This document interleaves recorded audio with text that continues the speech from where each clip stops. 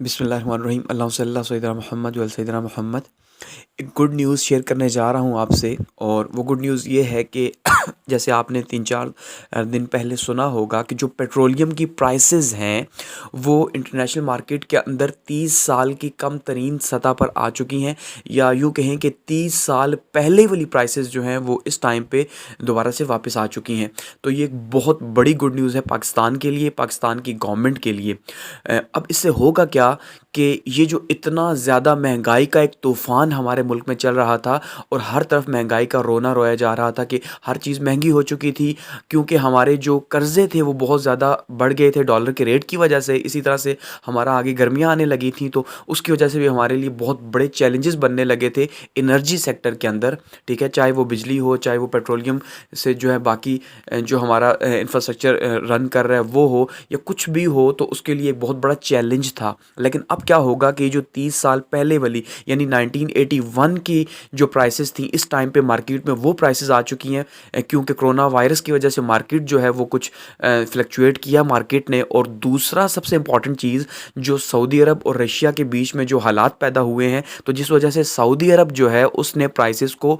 कम कर दिया है, क्योंकि एक तरफ से रशिया ने प्राइसेस को कम किया तो दूसरी तरफ से सऊदी अरब ने भी कम कर दिया। तो तीसरी तरफ से जो है वो उसने सऊदी अरब ने साथ में ये भी कहा कि भाई अब वो अपनी प्रोडक्शन जो है ऑयल की, पेट्रोल की, क्रूड ऑयल की, उसकी बहुत ज़्यादा करेंगे पहले से। तो अमेरिका के अंदर भी जो है वो प्रोडक्शन ज़्यादा हो रही है, तो अब इसके नतीजे के तौर पे जो प्राइसेस हैं वो बहुत ज़्यादा कम हुई हैं। तो अब ये पाकिस्तान की जो मौजूदा गवर्नमेंट है यानी पीटीआई गवर्नमेंट या इमरान खान साहब के लिए ये एक बहुत बड़ी अपॉर्चुनिटी है कि वो इसको कैसे अवेल करें और किस तरह से जो है वो इस पॉजिटिव चेंज को जो है वो इस्तेमाल करें मुल्क की बेहतरी के लिए, और जो है मुल्क से ये जो महंगाई का तूफ़ान है इसको कम करें, बाकी जो सेक्टर्स हैं उनको अपलिफ्ट करें और उनमें बेहतरी लाएं। क्योंकि अब सबसे बड़ा जो चैलेंज था हुकूमत का पिछले 2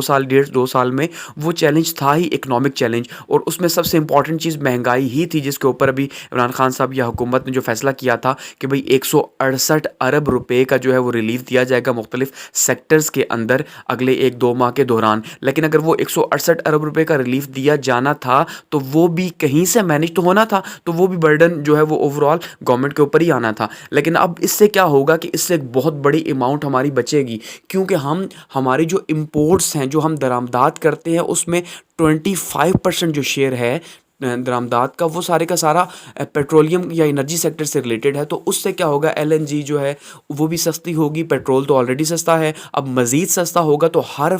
जो फैक्टर है हमारा उसके ऊपर इसका शानदार किस्म का असर होगा। तो इससे हमारे 5 से 6 बिलियन डॉलर्स जो हैं वो सालाना बचत होगी, यानी कि